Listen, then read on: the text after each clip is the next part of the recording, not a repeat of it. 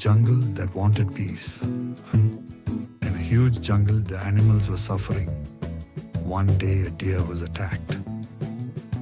The animals gathered together and protested, "We want justice." A few days later, something happened to the schools. The animals protested again. Then came corruption, then sexual violence, then murder, and so on. Then another innocent animal was harmed. Every time the animals came out and shouted, "We want change." But an old elephant stood quietly and asked, "Why do we protest only when a problem happens to us?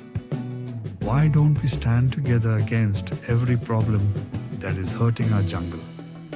The animals became silent. Then the elephant asked another question.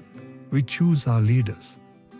So when we choose someone without looking at their character, their history, their actions, or the crimes they may have been involved in, and then expect them to give us a safe and peaceful jungle, aren't we also responsible for the choice we made? Look at the animals who spend their lives protecting others, the soldiers who stand at the borders, the animals who risk their lives to save strangers, the honest workers who serve their communities without asking for applause. These are the qualities we should respect in anyone that wants to lead us. Courage, discipline, integrity, responsibility, and a willingness to serve others before themselves. The animals looked at one another. They realized they had been choosing leaders because of groups, symbols, promises, and emotions. But they had forgotten to ask the most important question. Is this the animal we truly trust to lead and protect our jungle? The elephant continued, "But before we ask others to change, we must first ask ourselves, what is really wrong with our jungle? What kind of change do we truly want? And are we ready to be part of that change?" The animals thought deeply. Then they understood. Change could not begin with one animal shouting in the middle of the jungle. Change had to begin inside each one of them. So they started talking. They spoke to their families, their friends, their communities.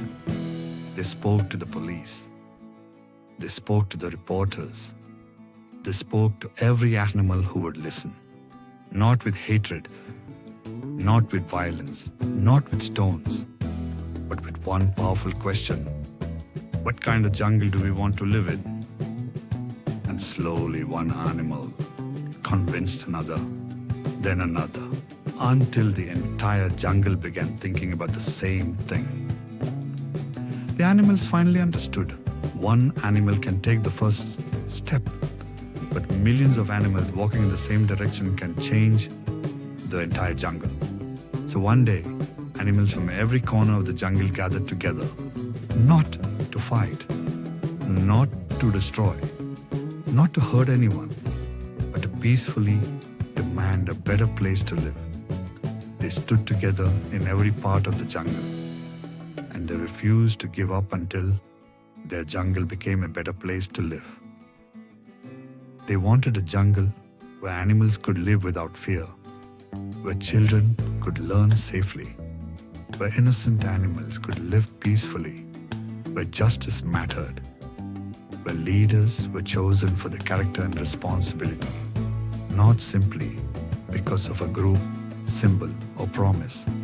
And they made one promise: we will not stop believing in a better jungle. The truth was simple.